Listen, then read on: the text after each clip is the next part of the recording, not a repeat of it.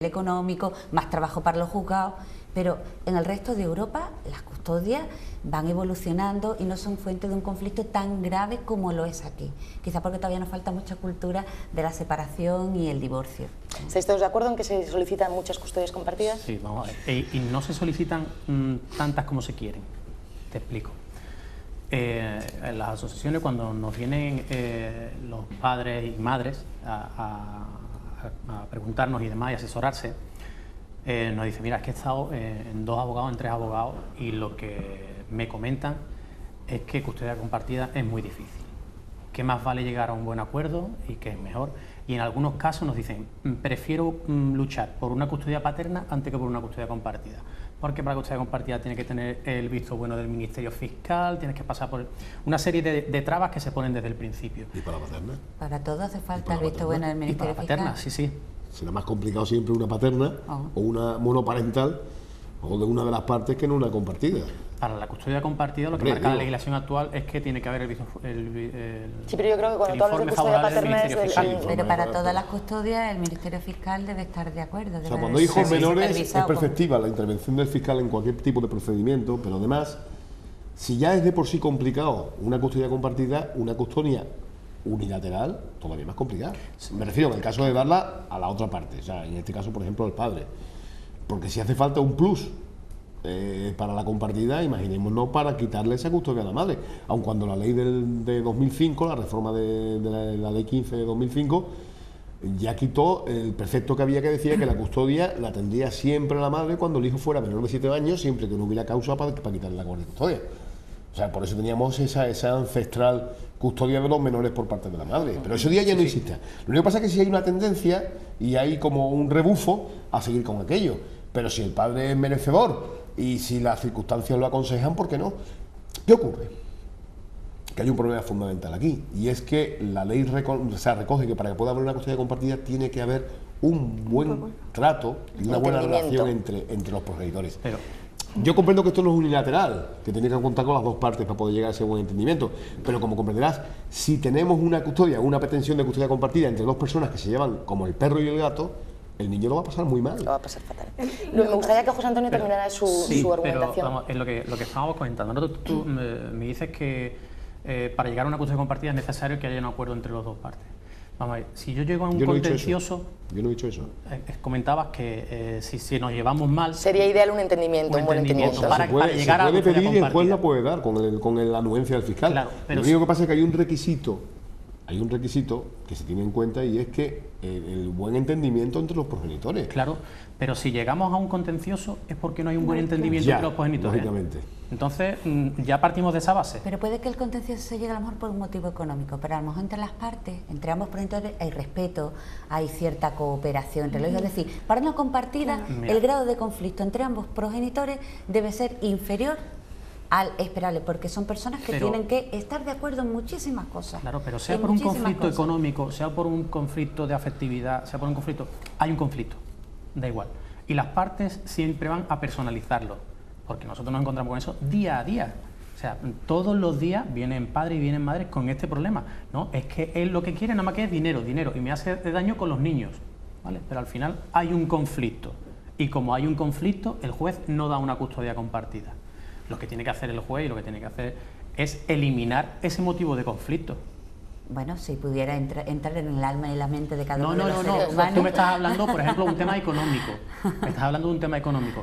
Si llegamos a la decisión que es un tema económico, entonces podría llegarse a la custodia compartida, pero siempre que haya conflictos personales o personas poco maduras para resolver esos conflictos en pro de sus hijos, la custodia compartida ahí tiene poca cabida si no se ponen de acuerdo para llegar a ese bienestar de sus hijos. Y entonces, en ese caso, ¿a quién se lo damos? ¿A la madre porque es madre? No, a quien mejor detente las cualidades requeridas para atender a su hijo, o a la organización familiar que en ese momento esta familia precise y requiera. Pero eso no es lo que dicen los datos, ¿eh? Los datos dirán lo que quieras, pero la los tendencia es esta. Los datos dicen que se dan a la madre. La tendencia que nosotros estamos observando, es decir, problema. Los psicólogos que estamos al cabo de los juzgados de familia y que estamos evaluando familias y que estamos asesorando a jueces, aunque efectivamente todavía existen el típico caso de custodia para la madre con visitas de fines de semana alternos para el padre y 2 días entre semana, cada vez más observamos más custodias compartidas, algunas custodias exclusivas paternas, bien es cierto que muchas veces por incapacidad de la madre, y otras situaciones. Es decir, si echamos la vista atrás hace 5 años, es que lo de ahora ha sido un cambio tremendo. Solo hace 5 años, no te digas ya hace 10 o hace 15. Es decir, vamos avanzando. Vamos avanzando. Mira, te voy a comentar una cosita. Los datos, ¿vale? Hablamos de que el año 2008 y el año 2009 hay el mismo número de custodias compartidas. Un 9,7%. O sea, que no estamos hablando de hace 10 años, estamos hablando de los últimos años. Entonces está fallando otra cosa, Antonio. Entonces falla otra cosa. Claro que sí, vamos y yo me vas a permitir que te diga cuál es, bajo mi opinión, lo que creo que puede estar fallando. Y es el principio de igualdad, que no existe en España el principio de igualdad en un proceso de separación o divorcio. La ley Y los datos, hombre, ¿no? los datos lo dan. Y tú como mediadora lo sabes. Y vamos a ver, antes lo ponía un ejemplo a José Luis, ¿vale? En el último conflicto que tuvo la patronal y los sindicatos, no llegaban a ningún acuerdo. Llega el gobierno y dice, señores, tienen que ustedes ponerse de acuerdo, ¿eh? Que si no, vamos a hacer lo que diga la patronal. Coge la patronal y dice, perdona, pero yo no voy a llegar a ningún acuerdo. Claro. Voy a hacer lo que me conviene a mí, porque el gobierno me ha dicho, me da el poder a mí. Entonces, en el momento en que el Código Civil o la tendencia, o como queráis llamarlo, da el poder a una de las partes, esa parte se va a quedar con la vivienda, se va a quedar con una pensión de alimentos, se va a quedar con lo que la mayoría de los padres reclamamos, que es el poder estar con nuestros hijos al mismo tiempo, ¿vale? O al menos más tiempo del que podemos estar. En ese momento en el que a toda una parte se le da todo ese valor y todo ese poder, la otra parte la deja sin armas.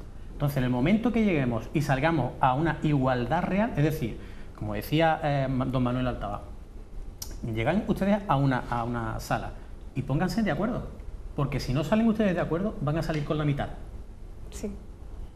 Sí. Entonces, cuando podremos hablar de madurez, cuando podremos hablar de que, perfecto, cuando lleguemos aquí podremos decir, mira, yo creo que sí, que lo lógico es que por mi situación el niño esté más tiempo contigo y además, como va a estar más tiempo contigo, pues evidentemente tiene que haber una compensación. Me estás hablando de sentido común.